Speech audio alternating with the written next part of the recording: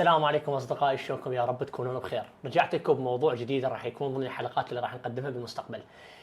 اليوم موضوعنا عن نصب التحرير واقع في الباب الشرقي وشرح معاني رموز نصب الحريه في بغداد ساحه التحرير. تعالوا ويانا نشرح الموضوع، واذا عجبكم الموضوع لا تنسون اللايك والمشاركه. وياكم سعد عدنان هاشم. نصب الحريه هو اكبر نصب في الشرق الاوسط في ساحه التحرير في بغداد، عباره عن سجن مصور صاغه الفنان جواز سليم.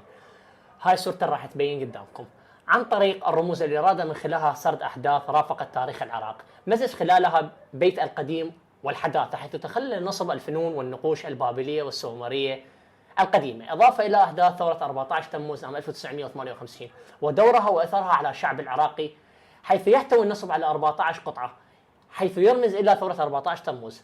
هسه نشرح كل رمز شنو معناه، تعالوا ويانا.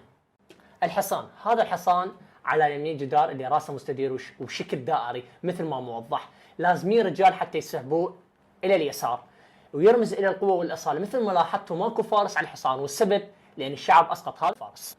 رجال الثوار هي ثوره ضد النظام السابق وهو النظام الملكي في ذلك الوقت، وهذول الثوار مثل ما تشوفون شايلين اللافتات اللي فوق، والقصد منها تمرد الشعب على الطغيان، وبنفس الوقت اراد يرمز الفنان الى ثورات وانتفاضات العراق في تاريخه، الى اشتراك به الرجال والنساء. الطفل، راح تلاحظون بنهايه مشي الاشخاص طفل رافع ايده وكانه يبارك جهد الانسان في محاوله خلق مستقبل كله حريه، والطفل المنحوته الوحيده اللي خلالها الفنان جسمه على عكس المنحوتات الباقيه. كان الفنان جواز سليم ولع وحب خاص للاطفال وتاثيره بفن النهضه الايطاليه، حيث الطفل يمثل السيد المسيح مشيرا الى ميلاد الحياه الجديده من براءه وحب وانسانيه وتضحيه. المراه الباكيه، هنا أراد الفنان أن يؤكد دور المرأة العراقية في كل تمرد وكل انتفاضة، ولهذا السبب صورها الفنان بهذا الشكل، لأن من أعراق العادات الشعبية في النساء في العراق إذا صارت مصيبة وأمر وتملكهن الغضب والبكاء ترفع عبايتها وتلفها على جسدها بهذا الشكل وتبدأ بالصياح، وهذا مجسم يمثل غضب المرأة العراقية ووجودها بجانب الرجال في الثورات. الشهيد، ما من صراع إلا وله شهداء. هنا راح نشوف الأم تبكي على ابنها الشهيد ومن حولها النساء اللي استشهد بسبب الظلم والاستعمار. الأم وطفلها، هنا أراد الفنان أن يمثل حب الأم لطفلها وحنان الأم على رضيعها، وبشكل دائري تحيط الأم بطفلها، وهنا قصد الفنان من الحركة الدائرية إحاطة صورة المنيع اللي يقصد به بالعزيمة والحب. السجين أو مفكر السجين، السجين مقيد خلف قبضان حديدية. هنا الشعب كسر القبضان الحديدية حتى تحرر الأبطال وتكمل الحرية.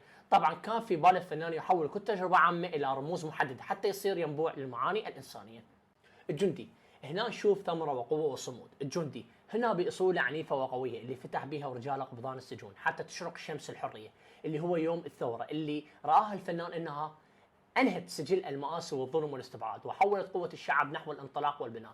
والقرص الأعلى هو الشمس، وهنا يرمز به النهار واضح بعد الظلام، والشمس هنا هو أقدم رموز العراق التي نشوفها هواي بمنحوتات وادي الرافدين القديمه. الحريه، هنا نشوف امراه شايله شعله الانتصار تحلق فوق الارض وبها شعور الفرح القوي اللي بسببها كادت ان تحلق بالاجواء. هنا الفنان ما سوى لها رجل، ومن سئله قال انه القدمين تلصقها بالارض وانا اريد لها ان تحلق عاليا.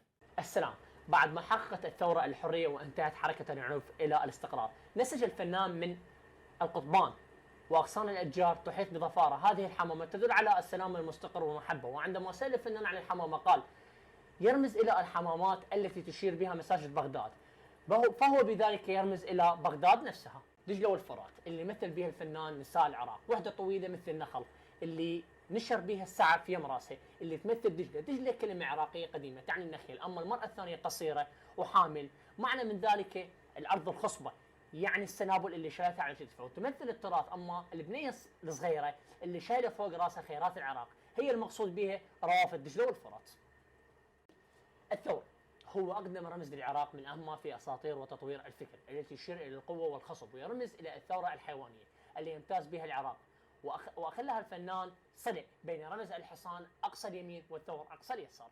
الصناعة، وبآخر المنحوتات نشوف عامل واقف شامخ، هنا العامل يمثل دور الصناعة والإنتاج. وأخيرا تحققت الحرية وعم العدل وأخوة، وهنا أخذ الجميع لبناء الشعب ويعملون على بناء الوطن من خير الإنسان، وهذا السبب كانت وقفة العامل وقفة أبناء وشموخ.